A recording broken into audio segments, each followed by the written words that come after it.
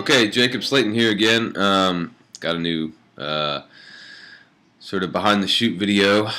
First, I was going to just show you guys a little bit about this program that I use for sorting and just kind of culling photos and doing the first edit. This is called Photo Mechanic. If you don't have Photo Mechanic, you need Photo Mechanic. It's the best. You can scroll. It's just it's an organization tool for reviewing photos in a really fast way, narrowing down. I'll go through and change this color bar. I'll sort of assign a color to it based on sort of first, second, third, fourth pick, and then whatever I call trash. I'll make that a pink, but. Anyway, this is what I use to look through photos. These are all my sort of photos that I'm going to end up doing behind the scenes or behind the shoot stuff on, maybe. Here's the Pierre Desir photo that I did the other day. So if you haven't seen that, check it out. Over here is where you have all your, your organization tools. And this is just what I have on my computer. Most everything I keep on external hard drives just to keep my computer nice and clean, so it keeps running fast, but I've got these on my desktop. So anyway, today I wanted to look at these photos I did of my daughter. I'll show you the final photo first. So there's the final, and there's the original. So I'll tell you a little bit about how I got to this point here, but let's start at the beginning. So this is a shot of my daughter. This is Emma. She just turned 6 years old. She is wonderful and awesome. And she is a good sport about sitting for me for pictures sometimes when I feel like experimenting. And this was a really fun one for me, just because I was bored one day and I decided to break out the camera and try something new. As it turns out, this shot of Emma is probably been one of my most talked about shots that I've ever done. And we did this literally sitting in my living room. She was sitting on the coffee table, and I was sitting on the couch. and we were just kind of having fun. I did a few shots with her without the flag, and then we brought in the flag. I was shooting, I wanted to sort of experiment with different colored gels to see what kind of contrasts, and so I got a red and a blue gel, and that's what made me think red, white, and blue. But anyway, we'll start at the beginning. So this is one of the few shots on my website that I shot with something other than my Canon 6D. I shot this with the Fuji X100, the original X100, which I don't have anymore. I got the XE2 now, but anyway, the X100 was great. Had a lot of fun with that for a while. I ended up getting the XE2 just because you can change out the lenses on it. That's pretty much the only reason. And then it has Wi-Fi, which is really cool. So the lens is 23 millimeters, but it's really a sort of a 35 millimeter equivalent. So basically this shot was a 35 millimeter shot. ISO was 100, aperture is 5.6, and shutter speed was a 2,000th of a second.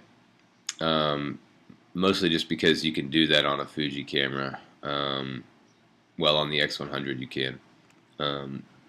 So I dropped it out because it was a bright sunny day, and there was actually shadows or windows all behind Emma here in the background, but my shutter was fast enough to just kill that light completely. So the only light in this that's influencing the shot here is coming from my flashes. There's absolutely no ambient light at all. So what I did for this shot was, like I said, Emma's sitting on the coffee table maybe 3 feet from me, and I have two little flashes. It's just speed light handheld flashes. One of them is on a little kickstand on the floor in front of her. For this shot, I'm using the Yongnuo 560 or whatever it is. They're about $80 flashes. They're totally decent for messing around. I don't think I would try to rely on them in any major way on like a paid commercial shoot or something. But they're fun to mess around with. So I had one of those on the floor. I think it's the 562 or 582, Yongnuo 562. Anyway, I had one of those on the floor with a red gel, and I had one up. So I'm holding my camera in my right hand, and with my left hand I have the another of those Yongnuo flashes with a blue gel, holding it with my left hand. And I'm just hand holding them. I'm letting the for this shot, I just let the internal flash on the camera trigger the two speed lights that I had going, and I I dropped down the flash exposure compensation on my camera so that that flash would not influence the shot, and it would just simply trigger the other two flashes via slave. They have a slave mode, so it works really, really well with that. So my flash on the camera is firing the other two flashes. The other two flashes are probably they're at a low power setting because they're really close to her. Probably at something like a 64th power, 1/64th power.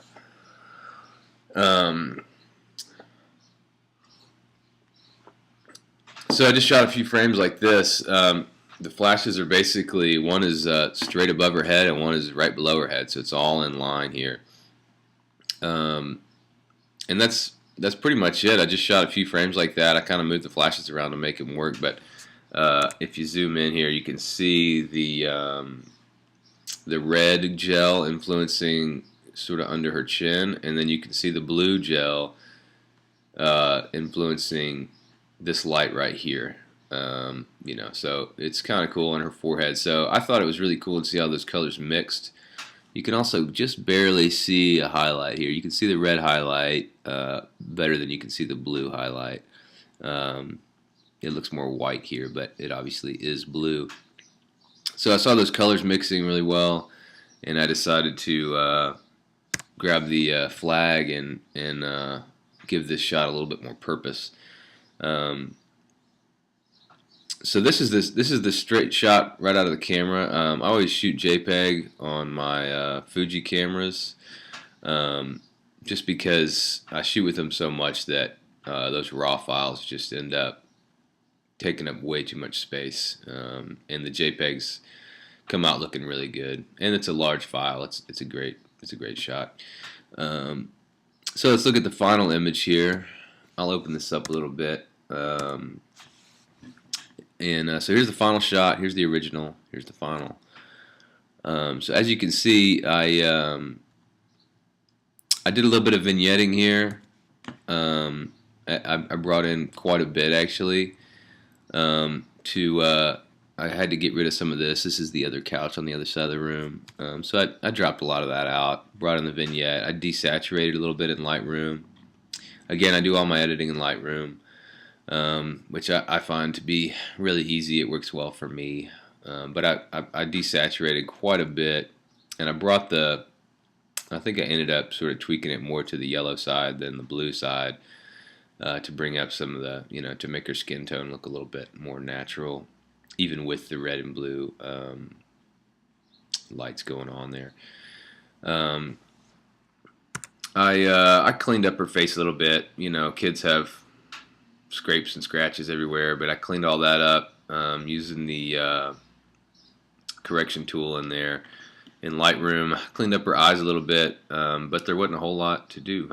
I think I ended up sharpening it a little bit. I always sharpen everything a little bit, especially for display on the web, because it's going to be a smaller file than what you would naturally see. So right now this file is showing is a 19% size, and that's really as big as you're ever going to see something on the internet. Maybe 25% if you have a big screen or something. But that's pretty much it. I know I did a few gradient filters or gradient adjustments. I drug them in from the sides. I do that a lot. Sometimes I do that instead of vignetting. Whoops. Just because I have a little bit more control. So instead of a vignette, sometimes if I only want to influence one corner, I'll drag something in from the corner with a darkening adjustment, and I'll just do each corner individually. And then I usually drag in from the sides too, just to have a lot more control there. I think that's pretty much all I did for this shot. And I posted this shot last year on Veterans Day, I think. So that was kind of cool because I ended up shooting it just right before that, and so it was kind of cool to throw this out there for Veterans Day. I thought this was, to me, this shot represents America. You know, hope, future, possibility. I love it. I love her expression here. She's a goofball. She was making a whole bunch of silly faces, and but sometimes I can get her to straighten up and kind of give me exactly what I'm asking for. So I had her kind of point her nose to the side and just look straight on with her eyes, and I thought it turned out to be really cool. And like I said, I love this shot. This is one of my only Fuji shots on my website. But anyway, it is what it is. So we'll take another look here. That's the before, and that's the after. You can see I cleaned up this little spot on her forehead there. But that's pretty much it. So anyway, there's my shot of the American flag, Emma. Hope you liked it. I'll do another video soon. Thanks a lot.